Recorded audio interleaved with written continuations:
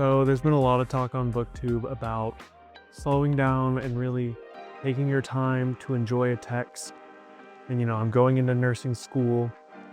I am trying to get this novel written. I'm trying to get this audiobook out. So I've decided, maybe I don't have time to read all those books. But then I thought again and I said, yeah, I do. So I'm going to give you 100 books I plan to read before the end of the year. All right, here we go.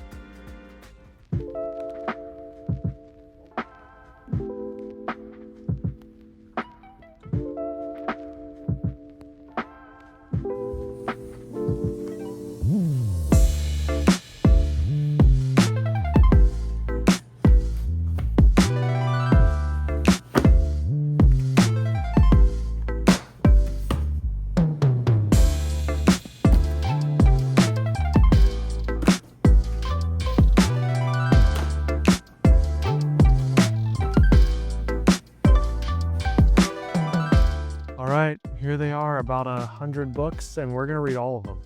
We're going to read all 100 of these books. So first off, the rest of the Wars of Light and Shadow. All right, I'm going to finish this series. Janie Wirtz is arguably, not even arguably, she's my favorite author of all time, and I plan on reading all of her works, Wars of Light and Shadow being the priority. I've read 3 of the books, so I will read the other 7. 8. Bad at math. 8. Take those off the stack. All right, and these aren't in any particular order. That was 8 books right there. So this is number 9, Wild Skies. It's a novella by Katie Andrews, or K.E. Andrews, author of Hills of Heather and Bone and Assassins of Grins and Secrets. I'm currently reading Lord Foulsbane by Stephen R. Donaldson, and I plan to read his whole trilogy. I don't have book 2, but here's book 3. It's kind of like an isekai fantasy in a way. It's the precursor to Grimdark. It's about this man with leprosy that gets taken to the land, which is this kind of Tolkien-esque. So far, I'm only about 5 chapters in. Very captivating writing style. His prose are very dense. I love them. Oh, by the way, I didn't give any... If you're on my channel at all, you know who Janie Wirtz is. And it's because of Janie Wirtz that I'm reading Stephen R. Donaldson. She sold it. Also doing a read along with Jake from Nerd Level Rising and Sam from Samwise. But yeah, Janie Wirtz, greatest author of all time. Stephen R. Donaldson, brilliant, brilliant, brilliant. Absolute pioneer for the genre. Katie Andrews was able to tell an emotionally rich romance story that almost had Western vibes. This seems like a more fun, episodic type adventure involving cowboys and dragons. Who doesn't love that?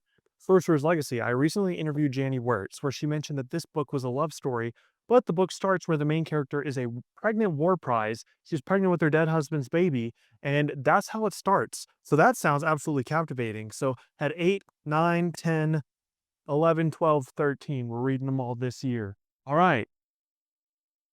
The Great Wind by Alan Moore, the first book in his Long London Quintet. I loved his Jerusalem book. I loved his Illuminations. He is a very famous comic book writer. He wrote Watchmen. He wrote V for Vendetta. Very famous for his graphic novels work. I've had this on the TBR for a good hot minute, so we're going to do that as well. Let's see, 8, 9,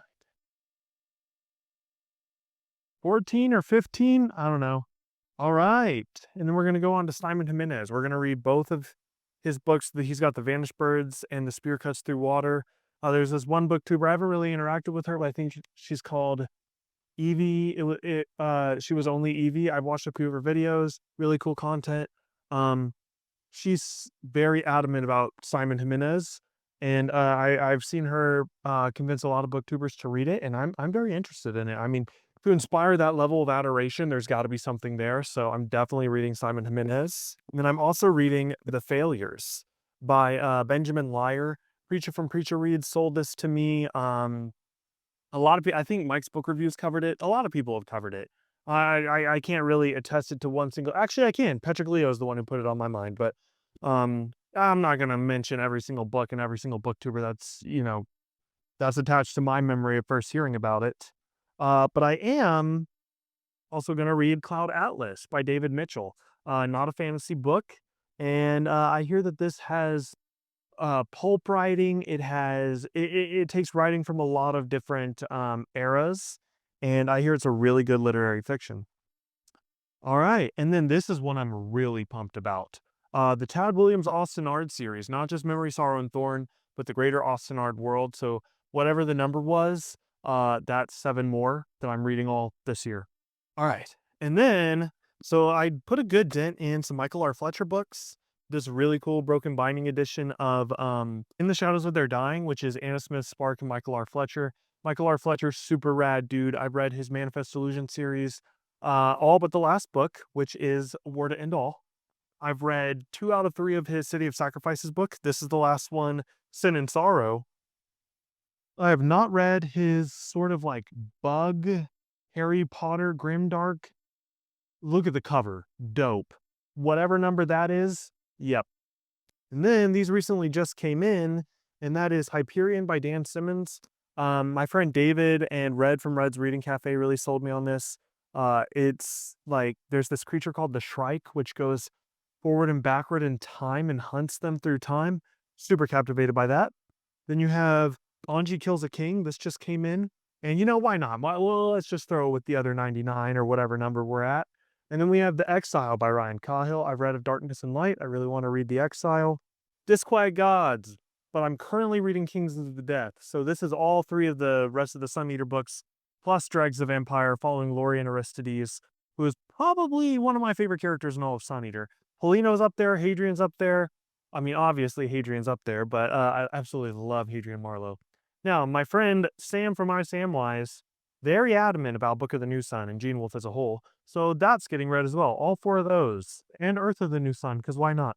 Drowned Kingdom, hoping to do a read along. I'm actually very honored because it's going to be David, Nerd Level Rising, David from Four Corners of the Page, Nerd Level Rising. Dr. Philip Chase actually asked to join, Nikhil from Shelf Esteem, just an awesome group of guys that all want to read Drowned Kingdom. P.L. Stewart is such a cool personality on BookTube.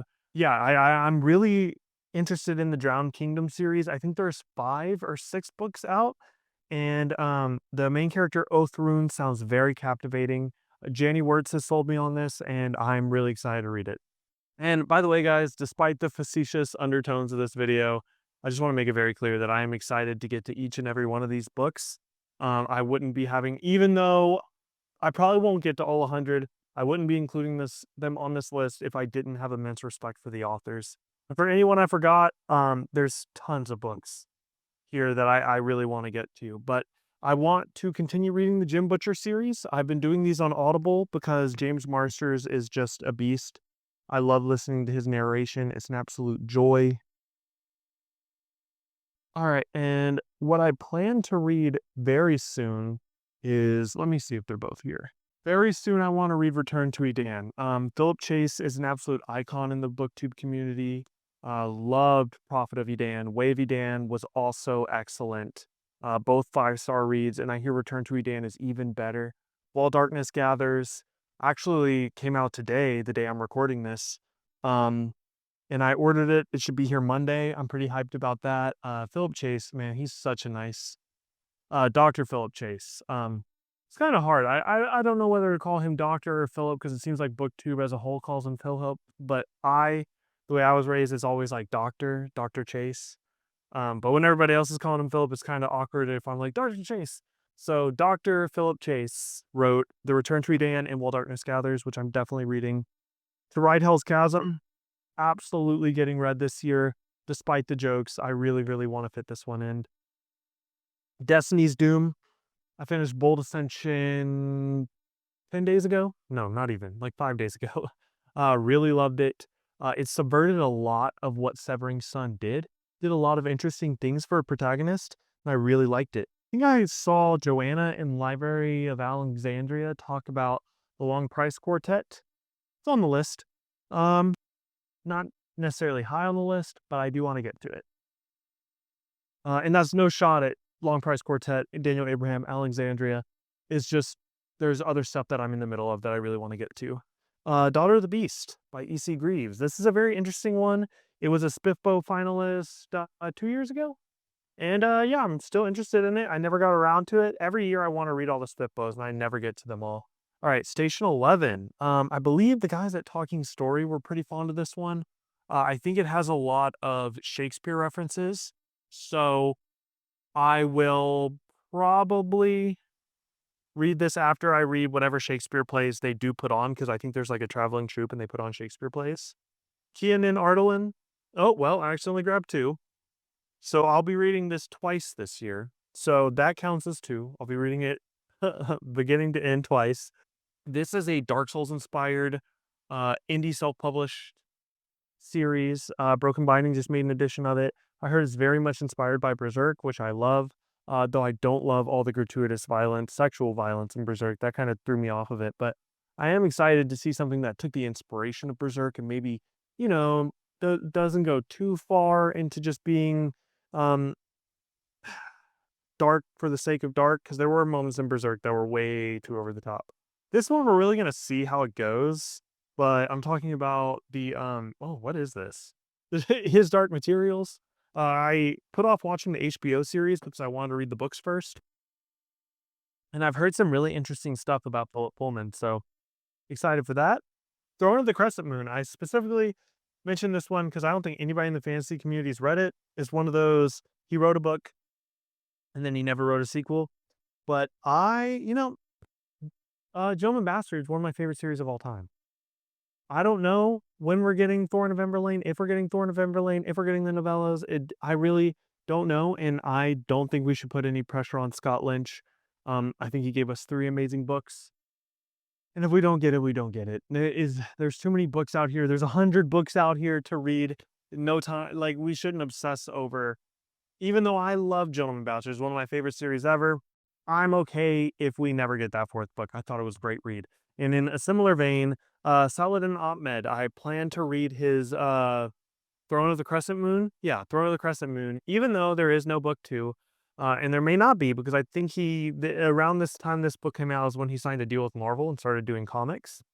Mansfield Park is the last thing by Jane Austen novel. We're talking novels. I'm not talking about Lady Susan or Sandition, like her unfinished work in her play. But of her novels, this is the only one I haven't read. I've read Persuasion, Emma, Sense and Sensibility, Pride and Prejudice, but I kind of Jane Austen myself out. So I'm interested, it's like I was running a marathon of Jane Austen. I stopped right before the finish line. I had 1 book left. So I'll probably finish that this year. Between Two Fires, Christopher Buehlman really, really, really impressed me with Black Tongue Thief, so I'm excited to get to this. Death's Beating Heart, the final book in the War Eternal series by Rob J. Hayes, and I'm really pumped to get to this. All right, and then we've got the Night Angel trilogy, reading all of that. This follows a wet boy assassin. I think, Brent Weeks has kind of been catching a lot of strays lately. A lot of people, weren't happy with the end of Lightbringer. I've never checked them out. I'm going into it with an open mind, and I think the new Night Angel covers, not these, the newer ones, look really cool. And sometimes I just want a fun fantasy story with assassins. That would be really cool. Mermaid by Christina Henry, Near the Bone by Christina Henry, The Girl in Red by Christina Henry, The Ghost Tree by Christina Henry. More people should check out Christina Henry. And then Lord of a Shattered Land, yeah. The Chronicles of Hanavar by Howard Andrew Jones. Howard Andrew Jones recently passed, I believe, from a brain tumor. I've heard he is a absolute powerhouse in sword and sorcery fantasy. I just want to say thank him for the work he's done in the genre, and I'm very excited to read Chronicles of Hanavar. And this is one I definitely want to get to this year. I just really want to see his influence. I know that he was a very positive presence in the fantasy book community, so I really want to read this. Jay Kristoff, I probably won't read this in time for his newer release, but I want to read Empire of the Vampire and Empire of the Damned. Really interesting premise from what I've heard of Empire of the Vampire, and it seems like a series that everyone loves. Speaking of a series everybody loves, I want to read all 4 books of Faithful and the Fallen by John Gwynne, along with The Mechanical by Ian Tregillis, and just because I don't feel like we're shooting high enough, The Complete Works of Shakespeare. And then what do we have back here? The Wood at Midwinter. This one, I'm not sure if I can read this here, but we're going to give it our best shot. Ruination. This is a League of Legends novel. I really love the world of Runeterra, even though I've only watched Arcane. I haven't played the games, but I'm excited to get to it. So I want to read Discovery. I want to read Sealed Empire. I want to read By Blood, by Salt. JL Odom, I absolutely love her energy on Instagram. She just seems like a really courteous and chill and nice person, and also a really nice person, Caleb Lott. I sent him a image of this book when it came in, and he seemed really hyped that I'm gonna read it. And this one's short. I'll probably fit it in not too far from now. I mean, the reality is these aren't all getting read this year. And they're not all getting read next year. But I think it's fun to set crazy high goals and to see what you read. And it also helps, engage the audience. Like, because I know a lot of y'all have heard of these and have read these. So I just want to know, like, what needs to move up the TBR. Mbessa, another Arcane book written by C.L. Clark. She wrote The Unbroken. She has a trilogy out that I'll put it somewhere on the screen because I'm blanking on the name. Blood Over Brighthaven, Sword of Kaigen's one of my favorite books of all time, so really excited for this. All right, That Way Lies Camelot is a Janny Wirtz short story collection. As we've said before, Janny Wirtz is the GOAT, so I'll be reading that. Adventures of Tom Sawyer, Adventures of Huckleberry Finn, classics. I really want to read James by Percival Everett, so I want to have the context of Huckleberry Finn, but I want to have the context of Tom Sawyer to read Huckleberry Finn. A little OCD, but we'll be all right. Red Sonja by Gail Simone. She is a Marvel Comics writer that does a lot of the Red Sonja comics, and this is her first novel with the character of Red Sonja. Right? We have Dan Jones' Henry V, which is a non-fictional work, but I hear that it is written almost like a third-person narration. It's written very novel-esque. Oh, and speaking of Days of Percival Everett, it's on the pile too. While we're talking self-pub, I just want to talk about The Oathsworn Legacy by K.R. Ganji. I've been in a sword and sorcery mood since Master of Whitestorm by Janny Wirtz, so this is definitely on the list. Crimson Fire, Abel Montero, super nice dude. I really hope to get to his books. I have no idea what number we're on, but I am getting tired. The New Krabuzon and the China Mieville collection, Eternus, War of the Gods. I was able to actually snag all 3 audiobooks for relatively cheap on Audible. That's gonna fall over. And then so I'm 1 book into the Impossible Time series by Mark Lawrence. I have Limited Wish and Dispel Illusion left, and then I want to read his Girl in the Stars, all this stuff. I've read everything else in his Taproot verse. So I've got 5 books left in the Taproot verse. I think it's time to truck along and get through them. This one's really exciting.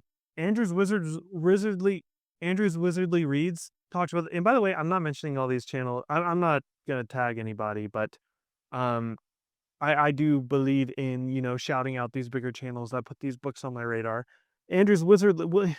Patrick put it on my radar, but Andrew's Wizardly Reads spoke pretty highly of Mother of Learning, and I have all 4 arcs here physical.